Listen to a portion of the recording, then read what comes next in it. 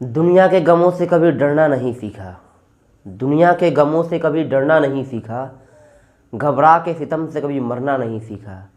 तूफ़ान तो आते हैं आते ही रहेंगे। तूफ़ान तो आते हैं आते ही रहेंगे।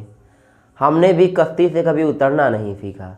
नमस्कार, मेरा नाम कुणाल है और आप देख रहे हैं मुझे भारतीय कुणाल पे। देखिए, आ गए हैं वीडियो लेके आप सभी के लिए जो भी क्लास 10th और 12th में है, जिनका भी एग्ज़ाम होने वाला है CBSE 26 तारीख से, 26 अप्रैल से बात कर रहे हैं हम।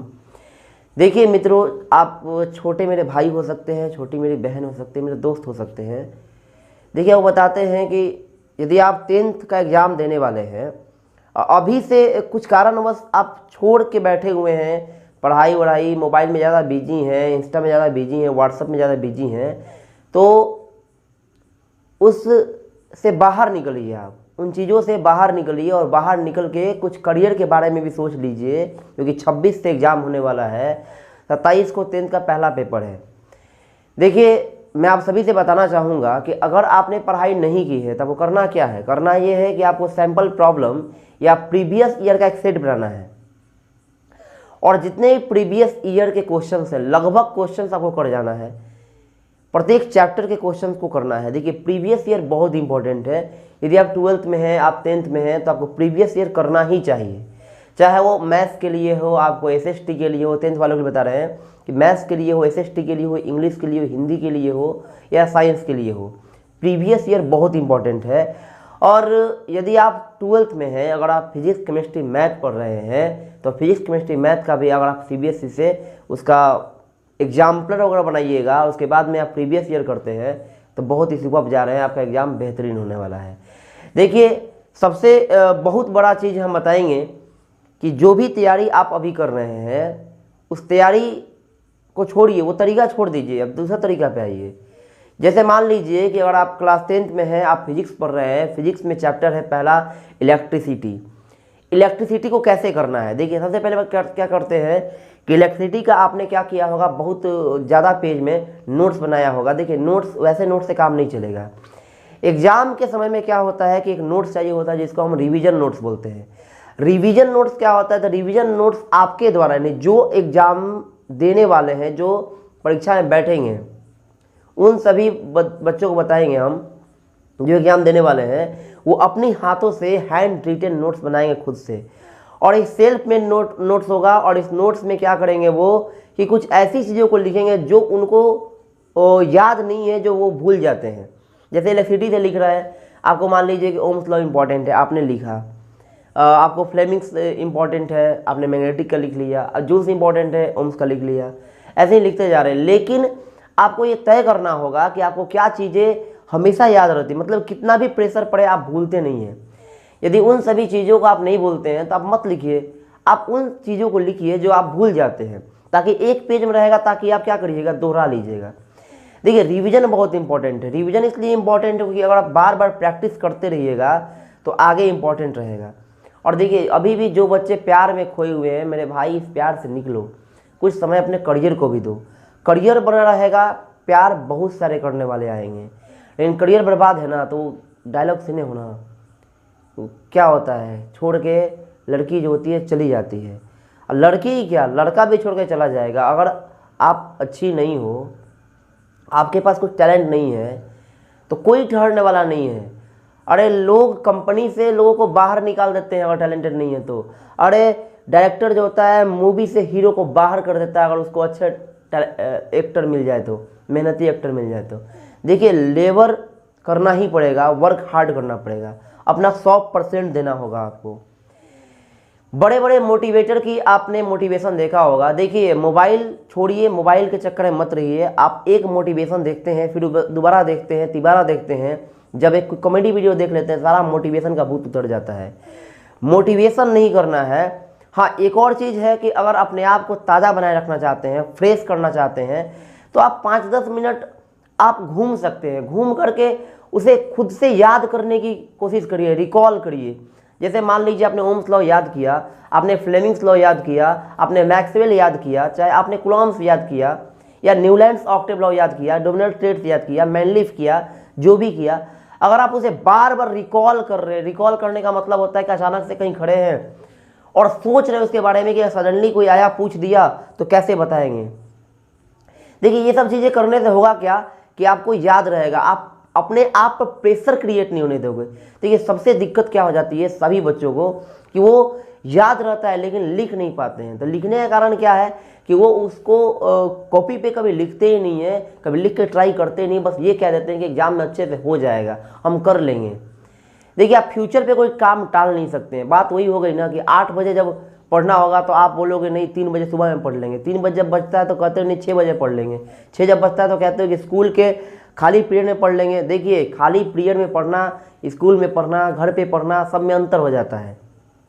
डिफरेंस क्या है ना कि यदि आप स्कूल में जाके बैठ के पढ़ोगे तो भाई ये सच्चाई है कि बगल में बैठा हुआ दोस्त जो होगा आपको पढ़ने नहीं देगा, बोलेगा कि ज़्यादा पढ़नियार बन रहे हो। देखिए ऐसे ना बात बोल देगा कि आप कॉपी किताब बंद कर लोगे।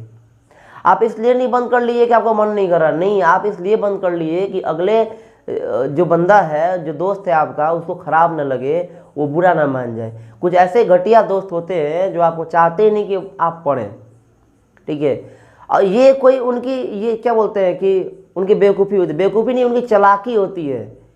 तो हम तो ये बोलेंगे अगर ऐसे दोस्त आपके पास हैं तो आप इन दोस्तों को छोड़ दीजिए ना, क्योंकि इन दोस्तों को छोड़ ही दीजिएगा तो बेहतर होगा। क्योंकि यही दोस्त निकलेंगे जब बाद में कुछ अच्छा कर लेंगे, और जब आप उनको कॉल करोगे और जब बोलोगे कि ये काम कर दो भाई, तो वो फ़ोन ही नहीं उठाएगा। उसके बाद से पहली बार तो रिसीव कर लेगा, हालचाल पूछ लेगा, जब आपने एक काम बता दिया उसको तो वो करने वाला है नहीं, फ़ोन रिसीव करेगा नहीं।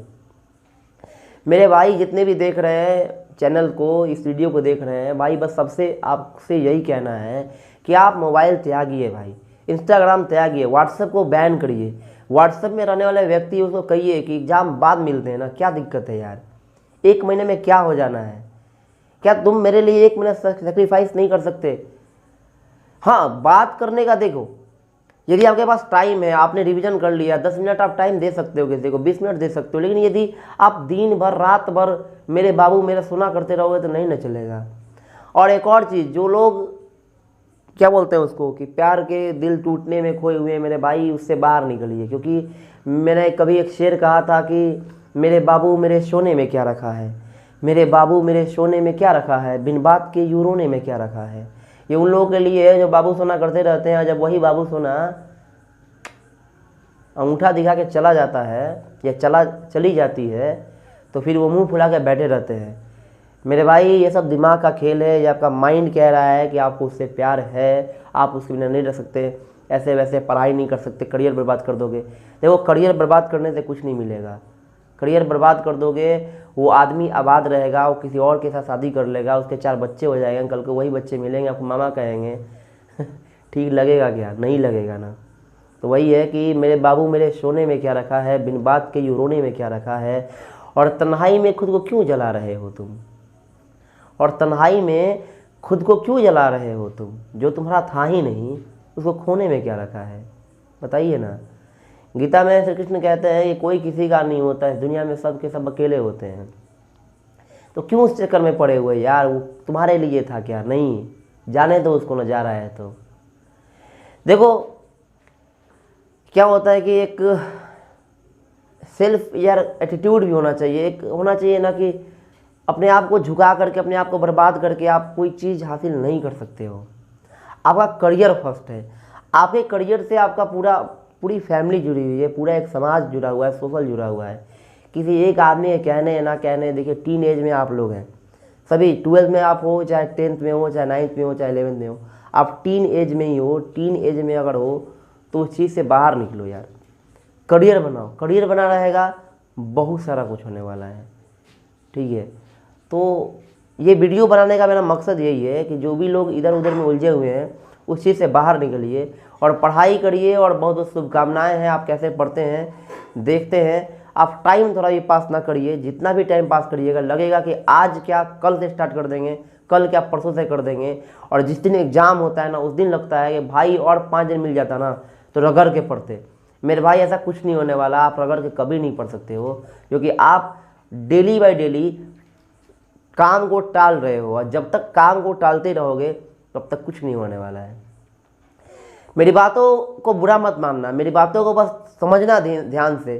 ये आपको खुश करने के लिए नहीं है कि आप ये है वो है, नहीं, ऐसा नहीं है भाई। आप जब एक एज में आओगे ना, जब जिम्मेदारी की एक उम्र होगी, उस वक्त आपको समझ में आ जाएगा कि मैंने जो टाइम पास किया, चाहे कुछ भी किया, बाद में समझ में आता है आदमी को। ठीक है, तो बस ध्यान रखना है और आपको मोबाइल से निकलना है और निकल के पढ़ना है, पढ़ के कुछ दिखा देना है दुनिया को। क्योंकि एक बार जो मार्क्स आ गए आपके, जो एक बार आपके पेपर पे लग गए, मार्कशीट पे आ गए, फिर दोबारा रिपीट नहीं होता है, वो चीज़ें रिपीट नहीं होती। तो कुछ ज़िंदगी में ऐसा टाइम होता है जिसे आप फिर से जी नहीं सकते हैं। जैसे अगर हम सोचेंगे कि हमारा वो बचपन आ जाए, आप सोचेंगे बचपन आ जाए, तो नहीं आ पाएगा। तो क्यों ना उसे बेहतरीन ढंग से जिया जाए। और लोग कहते हैं कि बताने वाला नहीं होता, आपको बताने वाला है। आप ये मान के चलिए कि आपको बताने वाला कोई है और हमेशा बताते रहेगा, चाहे कुछ भी हो जाए। धन्यवाद, आप देखते रहिएगा और बने रहिएगा मेरे साथ, पढ़ते रहिए। नमस्कार, प्रणाम, मिलते हैं अगले वीडियो में।